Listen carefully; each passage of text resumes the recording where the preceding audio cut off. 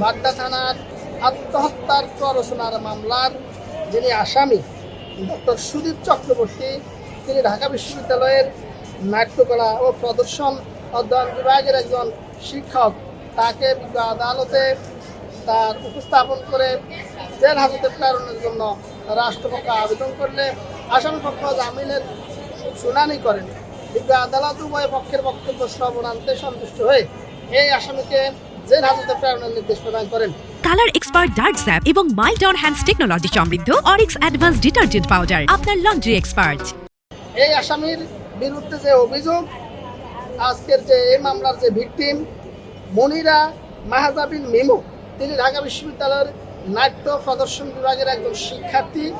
তিনি গত 26 তারিখ রাত 1টায় ভিডিও কলে এই আজকের আসামির সাথে ভিডিও করে কথোপকথন করেছেন। তার পরবর্তীতে তিনি গলা ওড়না পেঁচিয়ে ব্যানের সাথে জুড়ে আত্মহত্যা করেছেন।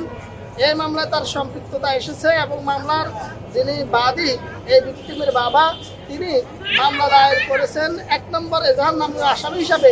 এই আসামির নাম উল্লেখ করার কারণে এই এজাহার নামীয় আসামিকে বিজ্ঞ আদালত জামিন নামঞ্জুর করে জেল হাজতে প্রেরণের নির্দেশ প্রদান করে।